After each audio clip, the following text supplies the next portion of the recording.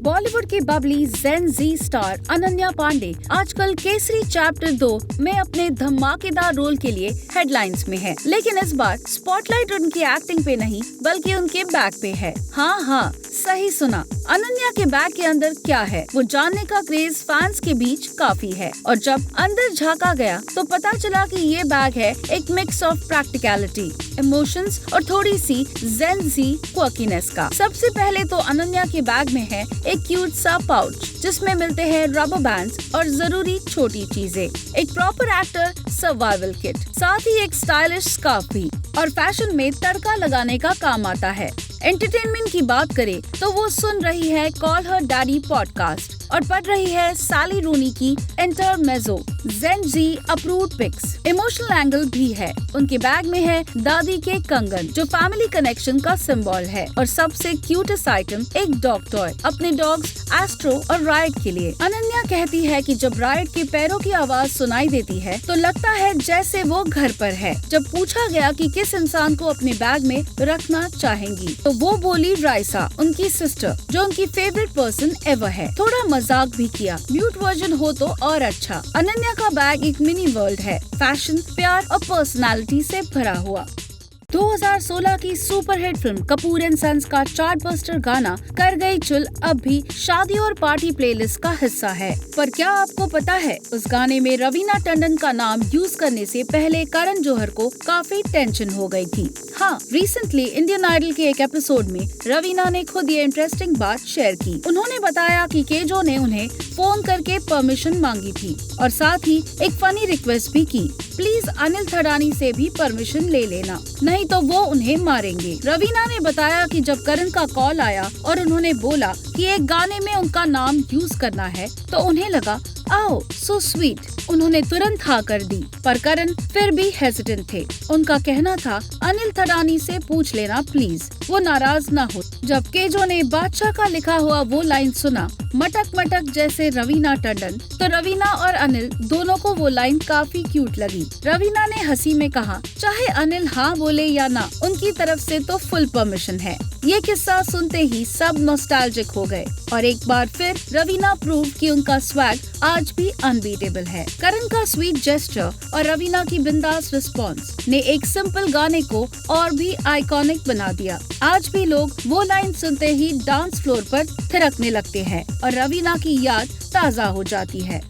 सिकंदर खेर ने इंटरव्यू में अपने कॉम्प्लेक्स पर प्यारे रिश्तों पर रोशनी डाली। किरण खेर के बेटे और अनुपम खेर के स्टेपसन। सिकंदर ने कहा कि उनकी जिंदगी में दो पिता थे, एक बायोलॉजिकल फादर गौतम बेरी और दूसरी father for life Anupam Kher, लेकिन दोनों ही ज्यादा वक्त उनकी लाइफ में फिजिकली नहीं थे और उनका रिश्ता हमेशा थोड़ा डिस्टेंस और स्पेस पे बेस्ड रहा। इस पर बात करते हुए सिकंदर ने कहा कि उनके पास दो पिता है, गौतम जो गुजर गए और अनुपम जो उनके साथ है, लेकिन उन्होंने ये भी कन्फेस किया कि दोनों ही बिजी थे, एक अपने काम में, दूसरे अपने करियर बनाने में, इसीलिए ज्यादा वक्त उनके साथ नहीं बीता।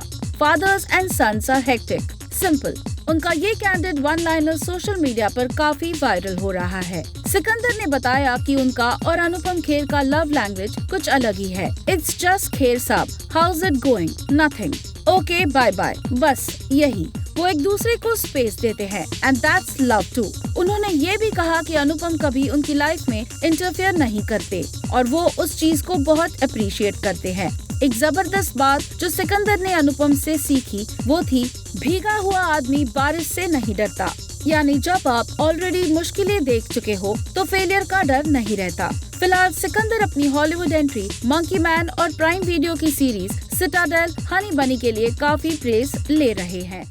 लगान जून 2001 में रिलीज हुई थी और काफी सुपरहिट थी। इस मूवी में काम करने वाले एक्टर अखिलेंद्र मिश्रा ने खुलासा किया कि मूवी हिट होने का रीजन आमिर खान नहीं पर किसी और का हाथ था। उस जन ने शूटिंग के समय बहुत इम्पोर्टेंट रोल निभाया था और मूवी को सक्सेस उन्हीं की वजह से मिली है। अखिलेंद्र ने बताया कि अपूर्व लाखिया ने शूटिंग के टाइम काफी रूल्स बनाए थे जिससे सबको फॉलो करना पड़ता था। ये अपूर्व ही थे जिनकी वजह से फिल्म की शूटिंग 6 महीने में हो पाई थी। आशुतोष गोवारिकर ने फिल्म बनाई थी और स्क्रिप्ट लिखा था। पर अपूर्व ऑन सेट रहकर हर चीज कंट्रोल में रखते थे। उस टाइम जब अखिलेंद्र वहाँ थे और वहाँ मैनेजमेंट बराबर नहीं हो पाता था, पर अपूर्व ने सारी चीजें सही से हैंडल की थी, जबकि वहाँ बहुत सारे लोग थे और सबको मैनेज करना काफी मुश्किल था। अपूर्व हॉलीवुड में एज असिस्टेंट भी काम कर चुके हैं। अखिलेंद्र ने बताया कि उस मूवी में काम करने वाले सभी टीम को कॉल शीट दी जाती थी और वो कॉल शीट सभी को फॉलो करनी पड़ती थी। कोई कितना भी बड़ा आदमी क्यों न हो,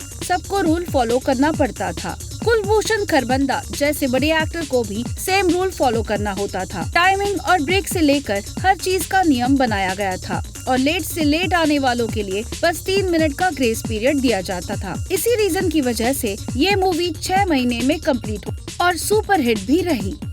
डायरेक्टर अमर कौशिक ने रिसेंटली एक इंटरव्यू में फिल्म भेड़िया जो 2022 में रिलीज हुई थी, जिसपे वरुण धवन और कृति सनोन मेन कैरेक्टर थे, के हिट ना होने के बारे में कुछ बातें बताई है। कौशिक ने बताया कि बॉक्स ऑफिस पर ये मूवी अच्छी नहीं चली, पर डिजिटल डेब्यू के बाद मूवी को अच्छे रिस्पॉन्स मिले थे। वो बताते हैं कि बॉक्स ऑफिस पर मूवी ना चलने के 2 मेन रीजन थे। पहला रीजन तो उन्हें रिलीज के वक्त ही पता चल गया था। स्त्री 2 जब रिलीज हुई थी तब उसके साथ ही 2 मूवीज और रिलीज हुई थी और वैसे ही भेड़िया के टाइम दृश्यम 2 भेड़िया के 1 हफ्ते के पहले ही रिलीज हुई थी और लोग पहले से ही उसके बारे में अवेयर थे और सब वही मूवी देखने जा रहे थे। अमर ने बताया कि ये मूवी यंगस्टर्स के लिए बनाई गई थी और उस टाइम उनके एग्जाम्स चल रहे थे और स्टूडेंट्स को मूवीज के बारे में इतना पता भी नहीं था, पर जब भेड़िया OTT पे आई तब काफी अच्छी रिस्पॉन्स मिली। उन्होंने बताया कि इस मूवी की एंडिंग अलग तरीके से बना सकते थे। उन्होंने क्लाइमैक्स थोड़ा अलग बनाया था। उनके पास ये चेंज करने का ऑप्शन था, लेकिन फिर लोगों को पता चल जाता कि वो भेड़िया है, उनका सीक्वल बनाना मुश्किल हो जाता। भेड़िया को ना मिला हो बॉक्स ऑफिस पर अच्छा रिस्पॉन्स, पर इस हॉरर कॉमेडी यूनिवर्स में बनी उनकी फिल्म स्त्री और उसका सीक्वल बॉक्स ऑफिस पर धमाल मचा गया। जया बच्चन अपने कंट्रोवर्शियल कमेंट्स की वजह से हेडलाइंस में बनी रहती है। कुछ रिपोर्ट्स के मुताबिक अमिताभ और जया एक दूसरे को डेट कर रहे थे एक साथ काम करने से पहले। जब भी स्क्रीन पर अमिताभ और जया एक साथ नजर आए, वो फिल्म ब्लॉकबस्टर हिट साबित हुई। साल 1973 में आई फिल्म जंजीर और 1981 में आई फिल्म सिलसिला में दोनों एक साथ नजर आए थे। कुछ रिपोर्ट्स के हिसाब से सिलसिला फिल्म में रेखा, जया और अमिताभ का किरदार उनके असल जिंदगी से इंस्पायर्ड था। जया वर्सेटाइल एक्टिंग के लिए बॉलीवुड में जानी जाती है। फन फैक्ट, शहंशाह मूवी की स्क्रिप्ट भी जया बच्चन ने ही लिखी थी। आनंद फेम एक्टर राजेश खन्ना और जया ने फिल्म बावर्ची में एक साथ काम किया था। उस वक्त राजेश काफी ज्यादा फेमस हो गए थे। कुछ रिपोर्ट्स के मुताबिक खन्ना का जया के साथ बावर्ची की शूटिंग के वक्त हीटेड आर्ग्यूमेंट हो गया था, जहां पर खन्ना ने जया से कहा कि वो अपना टाइम वेस्ट कर रही है और अमिताभ का बॉलीवुड में कोई फ्यूचर नहीं है। राजेश के कमेंट से वो ऑफेंड हो गई। उन्होंने खन्ना को कहा कि अमिताभ कामयाब होंगे और बॉलीवुड पर राज भी करेंगे। और देखो, सच भी हो गई जया की बात। अमिताभ और राजेश ने आनंद फिल्म में एक साथ काम भी किया और फिल्म ब्लॉकबस्टर हिट साबित हुई। इसके बाद उन्होंने खुद को बॉलीवुड में एस्टैब्लिश कर लिया। फिल्म शोले और दीवार उनके करियर के लिए टर्निंग पॉइंट साबित हुई थी। सलमान खान ने अपनी अपकमिंग फिल्म सिकंदर के प्रमोशन के दौरान के इंटरैक्शन में अतली के साथ उनकी रूमर्ड फिल्म पर खुलकर बात की। रिपोर्ट्स थी कि अतली और सलमान एक बड़ी एक्शन पैक्ड फिल्म पर काम करने वाले थे, लेकिन फंडिंग इश्यूज की वजह से प्रोजेक्ट होल्ड पर चला गया। सलमान ने इस पर कहा कि उन्हें लगता है कि बजट की वजह से ये फिल्म नहीं हो पाएगी। ये काफी हाई बजटेड प्रोजेक्ट थी और इसमें 2 फिल्में बनाने जितना वक्त लग जाता। अब वो एक फिल्म करेंगे, उसके बाद दूसरी। फिलहाल उनके पास 2 स्क्रिप्ट्स है और वो जल्दी डिसाइड करेंगे कि कौन सी पहले करें। इसके अलावा सलमान ने कंफर्म किया कि सूरज भरजात्या के साथ उनकी एक फिल्म तय है, लेकिन डायरेक्टर अपना करंट प्रोजेक्ट खत्म करने के बाद इस पर काम शुरू करेंगे। सलमान फिल्मों को लेकर काफी चूजी हो गए हैं और हर प्रोजेक्ट केयरफुली सिलेक्ट कर रहे हैं। बजरंगी भाईजान के सीक्वल की बात भी बहुत डिमांड में है और इस पर सलमान ने मजाक में कहा, अगर सीक्वल बना तो मुन्नी बात करेगी। लेकिन सीरियस नोट पे उन्होंने बताया कि KV विजेंद्र प्रसाद स्क्रिप्ट लिख रहे हैं और एक ड्राफ्ट रेडी है। कॉमेडी फिल्म्स को लेकर भी सलमान एक्साइटेड है। लेकिन उनका कहना है कि उन्हें नो एंट्री या रेडी जैसी परफेक्ट कॉमेडी स्क्रिप्ट नहीं मिल रही है जो ऑडियंस को फिर से हंसा सके। अंदाज अपना अपना दो पर उनका कहना था कि अगर ये फिल्म बनी तो राजकुमार संतोषी कमाल का काम करेंगे और ये फिल्म फैंस के लिए एक नॉस्टैल्जिया फिल्म ट्रीट हो सकती है। सलीम खान ने एक रीसेंट इंटरव्यू में अपने और सलमान खान के बीच के रिश्तों पर एक इमोशनल और ऑनेस्ट इंसाइट दी जो फैंस के लिए काफी सरप्राइजिंग रहा। हाल ही में हुए अपने इंटरव्यू में वेटरन स्क्रीन राइटर ने बताया कि वो सलमान महीनों तक बात नहीं करते अगर किसी बात पे उनका डिसअप्रूवल होता है। सलीम ने कहा अगर उन्हें लगता है कि सलमान ने कुछ गलत किया है तो वो सलमान से बात नहीं करते। उन्होंने एक स्वीट मेमोरी भी शेयर की। कहा जब वो विंडो के पास बैठे होते हैं तो सलमान चुपके से पैराफिट के पास से निकल जाते हैं उनसे मिले बिना। बाद में वापस आके कहते हैं सॉरी जो किया गलत था। सलीम खान ने ऑब्जर्व किया कि कैसे सक्सेस लोगों को उनकी ह्यूमन ग्रोथ भुलवा देता है। जब किसी क्रिकेटर या एक्टर को सक्सेस मिलती है तो वो सिर्फ अपने काम पे फोकस करते हैं, इंसानी ट्रेट्स पे नहीं। उन्होंने कहा अपने फादर के साथ अपने इक्वेशन को याद करते हुए सलीम ने बताया कि उनका रिश्ता काफी स्ट्रिक्ट था। वो कांप जाते थे जब उनके लेदर बूट्स की आवाज आती थी। इसी वजह से उन्होंने अपने बच्चों के साथ एक फ्रेंडली रिश्ता बनाया जिसमें दोस्ती और अंडरस्टैंडिंग हो। सलीम खान और सलमा खान के 5 बच्चे हैं। सलमान, सोहेल, अरबाज, अलवीरा और अर्पिता। हेलेन उनकी सेकंड वाइफ भी इन सब के साथ क्लोज बॉन्ड शेयर करती है। ये ऑनेस्ट कन्फेशंस एक सुपरस्टार फैमिली के पर्दे के पीछे के रिश्ते दिखाते हैं जहां फेम और इमोशंस काफी रियल होते हैं। सोहा अली खान अपने करियर में पहली बार विलन का रोल प्ले करने जा रही है फिल्म छोरी 2 से और उनका ये इवल दासिमा अवतार सबको सरप्राइज कर रहा है, उनकी फैमिली को भी। अपने इंटरव्यू के दौरान सोहा ने बताया कि ये रोल उनके लिए काफी आउट ऑफ कंफर्ट जोन था क्योंकि उन्हें हमेशा डिग्निफाइड स्वीट रोल्स मिलते आए हैं, लेकिन इस बार उन्होंने एक ऐसा कैरेक्टर प्ले किया जो फिजिकली और इमोशनली दोनों लेवल पे इंटेंस था। सोहा ने मजाक में कहा कि अब वो सिर्फ ऐसे रोल्स कर रही है जो उनकी 7-year-old डॉटर इनाया फिलहाल तो देख ही नहीं सकती। इनाया मोआना भी नहीं देखती क्योंकि उसमें पापा डॉटर पे चिल्लाते हैं। सोहा ने ये हंसते हुए बताया।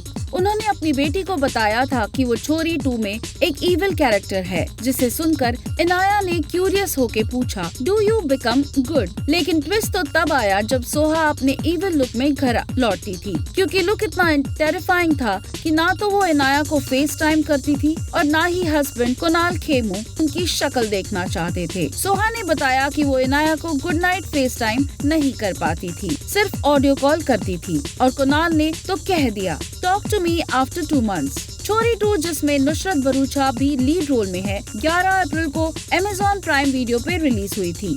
सोहा का ये इविल डेब्यू डेफिनेटली स्पूकी भी है और एक्साइटिंग भी। स्त्री के मेकर दिनेश विजयन और डायरेक्टर अमर कौशिक ने श्रद्धा कपूर की हंसी के बारे में बात की जिसके लिए फैंस ने काफी नाराजगी दिखाई। अमर कौशिक ने हाल ही में एक इंटरव्यू में बताया कि दिनेश विजयन ने श्रद्धा कपूर को स्त्री में कास्ट करने का फैसला लिया था क्योंकि उन्हें उनकी हंसी एक चुड़ैल की तरह सेम टू सेम लगी। अमर कौशिक ने कहा श्रद्धा की कास्टिंग का क्रेडिट पूरा का पूरा दिनेश विजयन को जाता है। वो श्रद्धा के साथ किसी फ्लाइट में आ रहे थे और फ्लाइट में वो उनको मिली थी। उन्होंने ये भी कहा कि वो जब हंसती है तो एकदम स्त्री की तरह, एकदम चुड़ैल की तरह हंसती है। ये बात श्रद्धा कपूर के फैंस के साथ साथ बाकी लोगों को भी पसंद नहीं आई और उन्होंने सोशल मीडिया पर अपनी फीलिंग शेयर की है। एक फैन ने लिखा आप श्रद्धा के फैन है या नहीं, लेकिन ये बात काफी डिस्गस्टिंग और डिसरिस्पेक्टफुल है। वहीं दूसरे फैन ने लिखा ये माइसोजिनिस्टिक आदमी कभी भी श्रद्धा के काम को अप्रिशिएट नहीं करेंगे, लेकिन ये देखिए कि वो उसके बारे में क्या कहते हैं। एक और फैन ने लिखा हे अमर कौशिक, लगता है कि आप भूल गए हैं कि स्त्री 2 को हिट किसने बनाया था। जब आपको हाइप की जरूरत होती है तो आप श्रद्धा कपूर के बारे में बात करते हैं, लेकिन पीछे से आप उनका मजाक उड़ाते हैं। ये ठीक नहीं है। टैलेंट का रिस्पेक्ट किया करो। दोनों मेकर्स को काफी हेट का सामना करना पड़ा है।